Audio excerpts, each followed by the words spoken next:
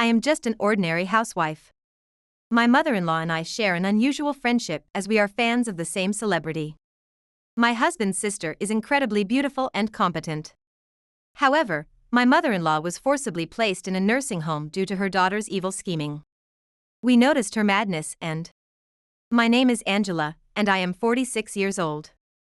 I live with my husband Ned, who is 2 years older than me, our 19-year-old daughter Candace, and my 78-year-old mother-in-law. We reside in a small detached house in the suburbs of New York. My husband is a salaryman, and I am a part-time housewife. My daughter is a first-year university student. Well, it's just an ordinary family that you could find anywhere. However, perhaps what makes us a little different is how close my mother-in-law and I are. I got married when I was 26. At that time, my father-in-law was still alive. And he and my mother-in-law were a loving couple. We want to be a couple like them, don't we? I used to say that to my husband. In society, there are serious issues like battles between wives and mothers-in-law, and such harassment was done. But I had a good impression of my mother-in-law from the first time we met. And I thought we could get along well. It seemed the same was true for her. Right after we got married and started living together, a decisive event occurred that made my mother-in-law and I become close friends. When I entered my in-laws' room to clean, I couldn't believe my eyes. There was a large poster of my favorite celebrity, framed and displayed. Mom. This. Lovely, isn't it? I've been a big fan since I was young, she said with a shy smile. The handsome man in the poster was Paul McCartney. Me too. Me too. I became completely absorbed after seeing his old performances on a nostalgic music show. Oh my, Angela, you're young. But wasn't he really charming when he was younger? Yes. I had never seen someone so beautiful and sexy. His voice and songs are wonderful too. Though he has aged now, I was still very happy that he continued to sing. Since then, my mother-in-law and I became fellow fans supporting the same celebrity. My mother-in-law showed off her treasures like records, CDs, photo books, and fan club newsletters. And we enjoyed watching old music shows recorded on video together. My father-in-law and husband would look at us with bemused expressions. We were living peaceful and happy days with our daughter. But after 15 years of marriage, my father-in-law passed away. He had been suffering from liver problems and had been hospitalized several times. It was cirrhosis. That's why I told him to cut down on drinking. My mother-in-law's grief was profound, and it was heartbreaking to see her like that. I loved my father-in-law very much, so I was truly sad. My husband has an older sister. When she heard the news of her father's passing, my sister-in-law, Sandra, also rushed over. Angela, my father was well cared for by you. Please let me handle the funeral and the wake as my final filial duty, Sandra said kindly. She is incredibly beautiful and doesn't look much like my husband. I had met her several times at weddings and other events, and every time I thought about how beautiful she was. Sandra managed the funeral perfectly. She was not only stunningly beautiful but also extremely capable. She efficiently handled inquiries from mourners, sought cooperation from relatives older than herself, and smoothly directed the funeral. It may seem inappropriate to say, but Sandra, in her mourning clothes managing the ceremony, looked like a queen. My mother-in-law, my husband, and I just needed to grieve. She's amazing. Everything was perfect. I said that, and my husband replied in a low voice. Yeah, my sister has always been perfect. The complex expression on his face might have been due to being compared to his perfect sister since childhood. It would be tough if they were the same gender, I thought. However, our middle school daughter Candace was the only one who said, "Auntie is kind of scary," and didn't want to get close. Since my father-in-law's death, Sandra began visiting our house more frequently. It was probably out of concern for her widowed mother, given that her parents had a good marriage. Sandra always brought thoughtful gifts from famous or trendy shops, and I thought her choice of gifts showed great taste. She always considered my feelings, saying, "I got married and left the care of my parents to you, which I feel sorry about. If you ever have any trouble, please tell me. I'll help you." One day, I saw Sandra cleaning the top of the kitchen storage shelves. Ah. Sorry, sister. When I called out to her, she seemed a bit flustered and said, Mom and Angela are petite, so it must be hard to clean places like this. I can do it, so just ask me for anything. Looking back, she might have been searching for something. But at the time, I thought it was just her kindness.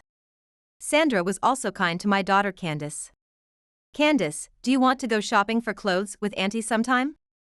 I have 2 sons, so shopping for girls' clothes has been my dream. However, my daughter replied indifferently. I don't look good in girly clothes, and I don't like them. Really? Candace, you're cute, and if you wore more feminine clothes, you'd be even cuter. Do girls have to be cute? That's such an old lady's way of thinking.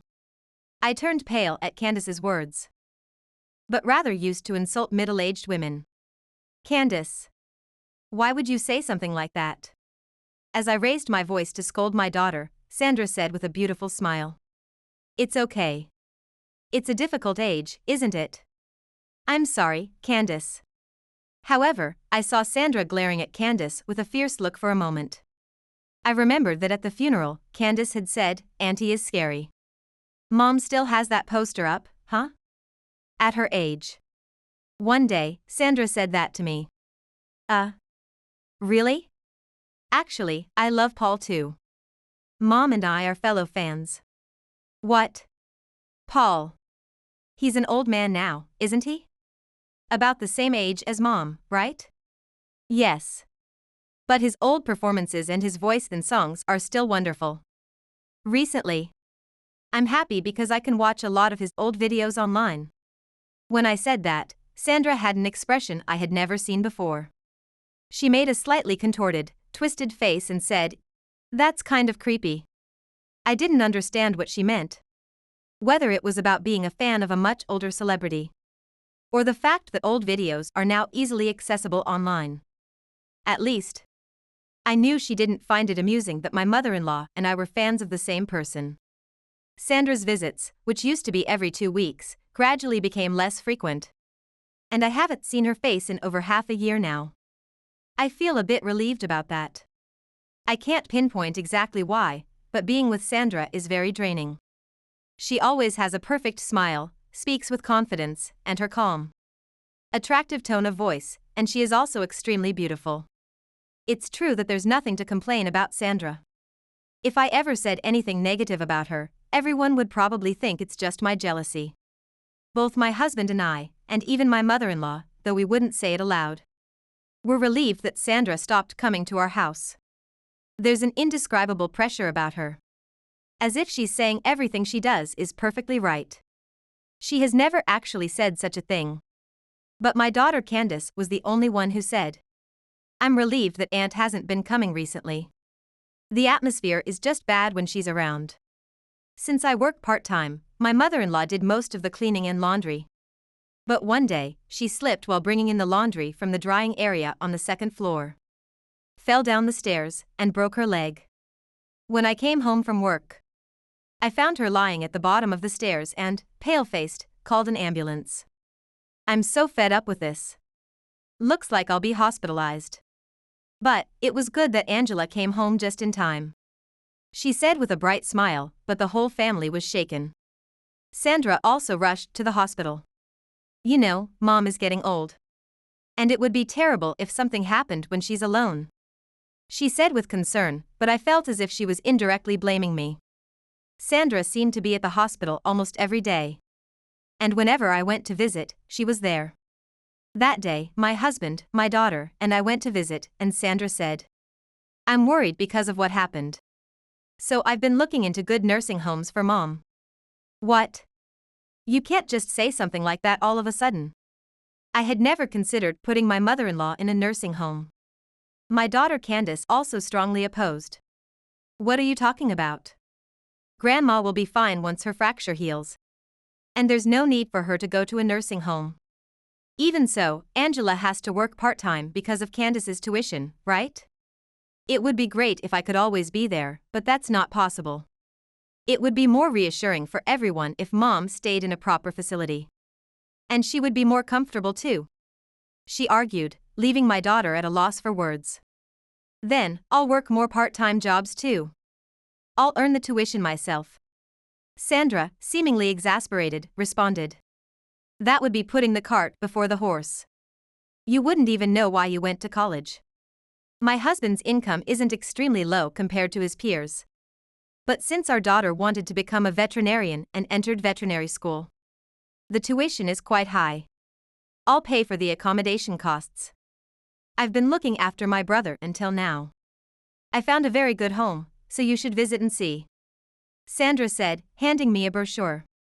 Is that okay with you, Mom? I couldn't help but ask. Then she said, well, I've caused a lot of trouble this time. And considering the future, it might be better to do as Sandra suggests. I turned to my husband. Are you okay with this? Well, if Mom says so. I couldn't believe my husband's passive attitude. Don't worry. You'll feel reassured if you visit. It's a very good facility. Sandra said cheerfully, and reluctantly, I replied. Okay, Ned and I will visit on our next day off and decide then. Sandra works in personal sales of health food products and beauty items. She buys products at a member price and sells them at retail, making a profit. Being beautiful and capable, Sandra seems to have quite high sales. It's persuasive and appealing when someone as beautiful as her recommends health and beauty products, and since Sandra is eloquent, it's understandable why her sales performance is good. But is it okay to let her pay all the accommodation costs? Doesn't my husband have any pride or dignity as a son? If Sis says it's okay, then it must be fine. My husband replied listlessly, making me sad. How can he be so indifferent about his own mother? Both Dad and Grandma are weird. Why are both of you just following Aunt's orders? My daughter accused.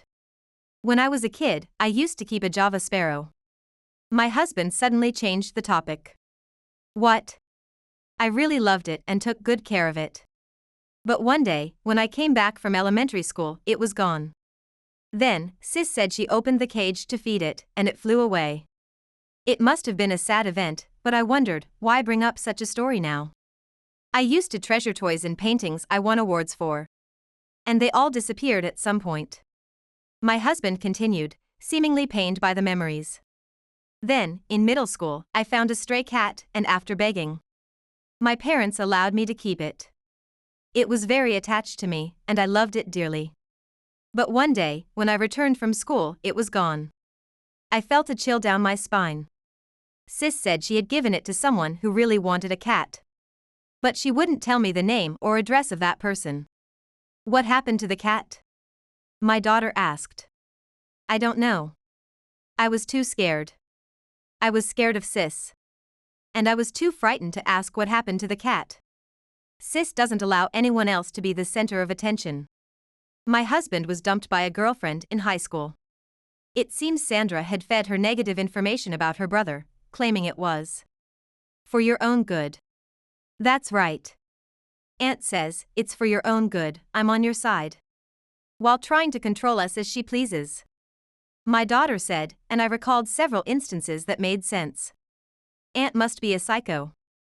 When people hear psychopath, they might think of serial killers or criminals. However, psychopaths are often very charming, charismatic, skilled in conversation, and good at lying. They lack empathy and don't understand other people's feelings. So they don't care if others are hurt as long as it benefits them. Many such individuals achieve social success, as my daughter explained. I didn't know why Sandra wanted to put our mother in a nursing home. But for now, we decided to visit the nursing home in the brochure she gave us. The facility was in a very good place with a large green area, new and clean buildings, many kind and helpful staff, and the expressions of the elderly residents were bright. Had I not heard about Sandra's incomprehensible actions from my husband, I might have thought this facility was acceptable. However, we were determined to oppose the idea of our mother going into a nursing home, and planned to discuss it properly after her discharge. We received a call from Sandra saying that our mother was scheduled to be discharged. And when we went to the hospital, a nurse told us she had been discharged the day before. Shocked, I called Sandra and she casually said, Mom is already in the nursing home. They had a specific admission date, so I had her discharged a day early. We were momentarily at a loss for how to respond. Putting her into a nursing home without even letting her come home first, I exclaimed, and Sandra responded matter-of-factly. If she went home, she might not want to go to the home, so it couldn't be helped. Anyway, we decided to go directly to the nursing home to talk to our mom. However, when we got to the facility Sandra had introduced us to, our mother wasn't there. We were told no resident by that name was admitted, and in disbelief, I called our mother. "Ah. Where are you right now?"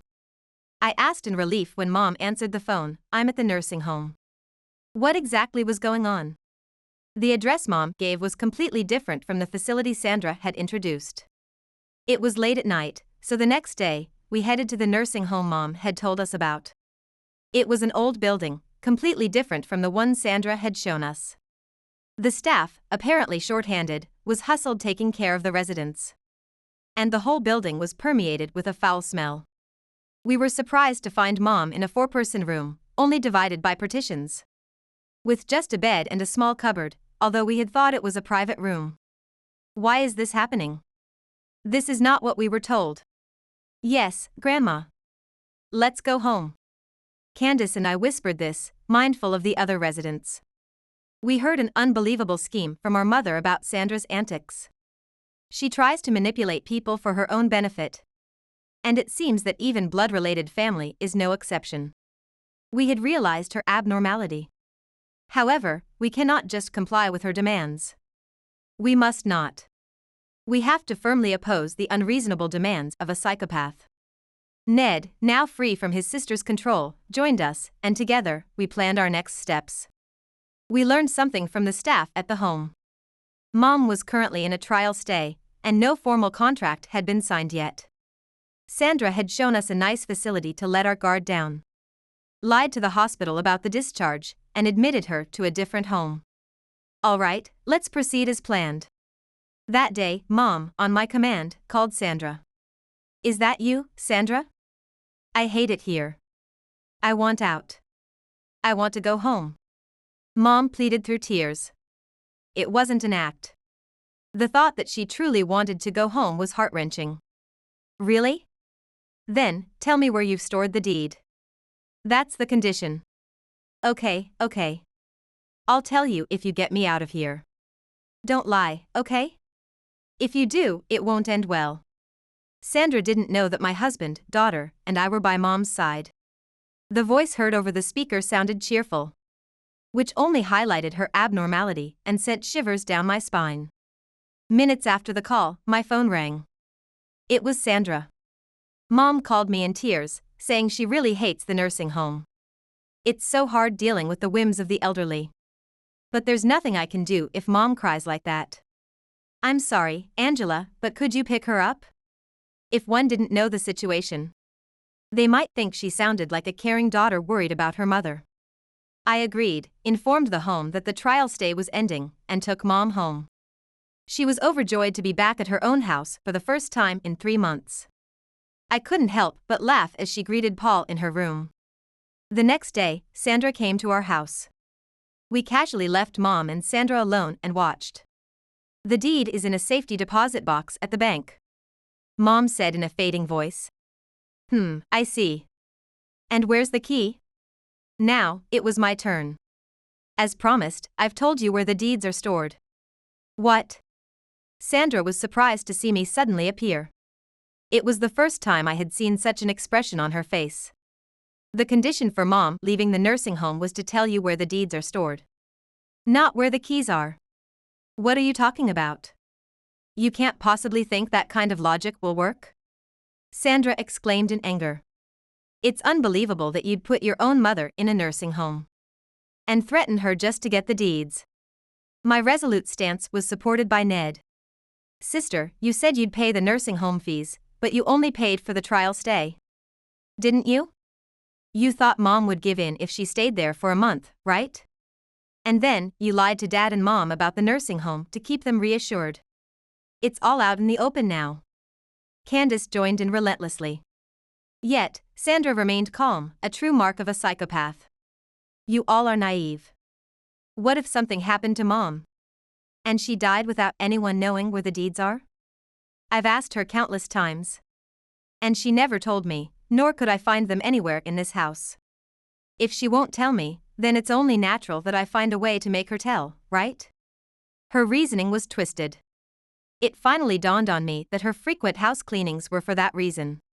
She had searched the house and, finding nothing, waited for an opportunity to try again. You thought Mom's hospitalization was a chance, didn't you? You separated Mom from us and persuaded her every day during your visits, right? Oh dear. What are you talking about? Conspiracy theories? Aren't you a bit paranoid? Sandra didn't flinch at our accusations and smoothly lied. If a stranger heard, they might think we were to blame. Mom then spoke, looking down. Sandra kept telling me every day that it would be better for Ned, Angela, and Candace if I stayed in the facility. That I was a burden with my fracture and would only become more of a burden as I got older. For the family's sake, it's better if I stay there. That was terrible. Using people's feelings and love like this is absolutely unforgivable. Mom.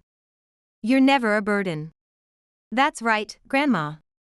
Mom's response to mine and Candace's desperate pleas was a bit off. Yes, that's right. I prefer being at home. I realized that after staying in that facility. I can't listen to Paul's music or watch videos as I like there. What? This unexpected turn of events wasn't in our plan. Was this a joke to lighten the mood? Yes, Mom. Let's watch the old recordings together again. I played along, but Sandra scoffed, "Oh, that's disgusting. By the way, I didn't even know about the deed or the existence of the land," said Ned. Naturally, I was also unaware. That's why I'm saying you are naive. Grandpa had the land, and Dad inherited the deed. Now that Dad has passed away, only Mom and I know about it. What would you do if Mom died without telling anyone about it? That might be true, but the methods she chose to learn about it were extremely abnormal. I heard from our brother. You have a lot of debt, don't you? Ned said. What? This surprised me too. Ned had apparently been in contact with his brother-in-law and had been informed. Sandra's business appeared to be doing well. But it seemed she was buying products herself to maintain sales figures. I have no choice. Maintaining sales is tough. If my sales drop, I won't get bonuses. So I have to spend out of pocket to keep it up. Is there any point in running such a hand-to-mouth operation? I can't let these young newcomers beat me in sales. That's when I understood. Sandra is indeed a beautiful woman. But she's already 50 years old. She's still beautiful, but her looks have started to fade compared to her prime. Our brother also said you're spending too much on cosmetic surgery. What? I was also shocked to hear this. She had even resorted to surgery to maintain her beauty. Indeed, for someone in her 50s, she had an unnaturally flawless complexion. Let me guess, you've been telling everyone. Use our products, and you can have flawless skin like this, haven't you? My daughter's sharp retort. Wow, that's exactly what was happening. What's wrong with that? Cosmetic surgery is an investment. It pays off quickly, so it's fine, right? Is that really true? I wonder if people are starting to see through Sandra's skillful yet dubious salesmanship, which is full of lies. Like my daughter. There must be others who have long been aware of her danger and scariness. I also realized something while I was in the hospital. I need to properly convey what I'll leave behind. Suddenly, Mom chimed in, "So, please give me the key to the safety deposit box." Sandra smiled. "I've told Ned and Angela." I thought I needed to make it clear. What? I don't know how much money selling the land will bring in, but even if it does, I have no intention of letting Sandra inherit it. What are you talking about, Mom? I'm your daughter. I have a rightful claim. After what happened this time, it's clear, Sandra, you don't choose means for your ends. You don't care if someone becomes unhappy or hurt because of it. That's awful. Mom. How can you say such a thing to your own daughter? Sandra collapsed in tears at the scene. Stop the fake tears, Aunt. My daughter's merciless retort. I'll create a will. There's still a compulsory share, so you'll have to be content with that. That's a joke. How can I be satisfied with just that? I don't know how much just that is, but Sandra's true feelings started to leak out. Sister. Mom is still healthy, and even if there is an inheritance, that's a long way off, isn't it? That's right. Besides, since it's land, it's not something that can be easily converted into cash. That can be arranged. Just sell the land, convert it to cash, and give it as a gift while alive. Yes, that's it. Then you don't have to wait for Mom to pass away. It sounded like she was waiting for her mother to die soon. What are you talking about? Please leave now. There's nothing to discuss with you, sister. Unable to bear it any longer, I raised my voice. Ned also said, yeah. Sister, please don't come to this house anymore. And Mom continued, I think so too. Goodbye, Aunt. Candace coldly delivered the final blow. Sandra, her beautiful face contorted like a demon's, glared at us and left. About 6 months later, Sandra's husband, my brother-in-law, visited our house. I'm thinking of divorcing my wife. There had been no word from Sandra since then. But none of the family was particularly surprised. I've realized that my sons and I have been mentally dependent on my wife. But I now understand that's not right. I now understand. Sandra's mind control over her family had been perfect. We weren't living dependent lives, we were controlled to be dependent. As I said this, my brother-in-law replied, looking almost tearful, do you understand? Afterward, Sandra continued to undergo cosmetic surgery repeatedly. Getting procedures at cheap, less skilled clinics, and when they failed, she got more surgery. My sons and I have tried to stop her, but she won't listen. Honestly, I'm now scared to even look at my wife's face. She's in a terrible state. What? That's terrible. I remembered a woman who had botched cosmetic surgeries I had seen on TV. My sons and I agree.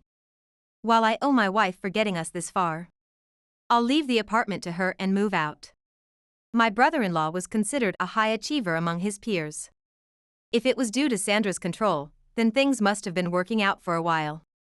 Surprisingly, the divorce was settled easily. Perhaps Sandra didn't want her husband and sons to see her disfigured face every day due to the failed surgeries. Sandra has quit her health and beauty business and is now working a night job cleaning buildings, trying to avoid being seen by people. The Sandra who was thought to be perfect no longer exists. One day, my daughter Candace brought home a kitten from the veterinary hospital where she was training. A cat. I have a trauma with cats. Ned probably remembered the cat he used to have. Ah, was that the cat Sandra gave away to Mr. Baker down on 3rd Street? Mom asked. What? I was supposed to keep quiet about it because Sandra told me not to tell Ned, as he might go and take it back, but I completely forgot. It's probably statute barred by now, right? Ned and I exchanged glances. So that's what it was. Yeah, that's good. Ned seemed genuinely relieved, having feared the worst. However, it was Sandra's series of psychopathic actions that had led him to think so. Dad, why don't you name it?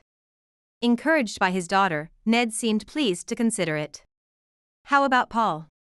This kitten has beautiful fur and is handsome, elegant, and wonderful, suggested Mom. It seemed the kitten's name would likely be Paul. Hey everyone. I've been thinking about selling the land and converting it to cash. We can't take it with us when we go. And I thought we might as well use it for a family trip while we're still alive, Mom started. And look. It could also serve as funding for when Candace starts her own veterinary practice. Oh, Grandma.